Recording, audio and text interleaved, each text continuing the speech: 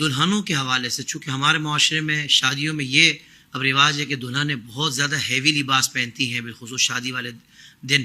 اب رات کی تقریب ہے، دن سے ہی تیاری شروع ہو گئی، ہیوی لباس پہن لیا، تیار ہو گئی ہیں. اب پھر نماز کا وقت آیا، کچھ تو وضو پہلے سے رکھتی ہیں اور نمازوں کا اہتمام کرتی ہیں، لیکن کچھ ایسی ہوتی ہے کہ نمازیں پڑھتی نہیں ہیں. اگر کچھ پڑھ رہی ہوتی ہے تو وہ کہتے ہیں کہ ہم اس طرح نہیں پڑھ پاتے، کرسی پہ بیٹھ کے پڑھ لیں گے. تو کیا اس طرح نماز ہو جاتی ہے؟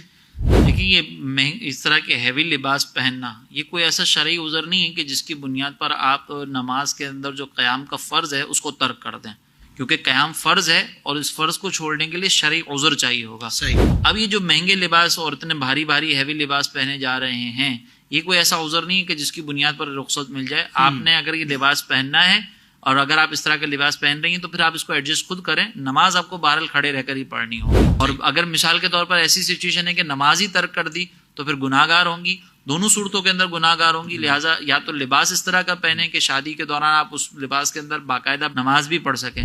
دیکھیں، یہاں پر میں ایک اور ترغیباً عرض کروں کہ اتنا ہیوی لباس ہوتا ہے، لیکن جب فوٹوگرافی کی بات آتی ہے اور اس کے اندر فوٹوگرافر یہ کہتا ہے نا کہ آپ یہ والا پوز دیں، وہ والا پوز دیں، تو اس کے اندر ہر طریقے سے پوز بنانے کی کوشش کی جاتی ہے. اس کے اندر ہر طریقے سے بیٹھنے کا اسٹائل اختیار کیا جاتا ہے. وہ کہے گا نا کہ گھٹنوں کے بل آپ زمین پر بھی بیٹھ جائیں، وہ پوز دینے کے لیے گھٹنوں کے بل زمین پر بھی بیٹھا جائے گا.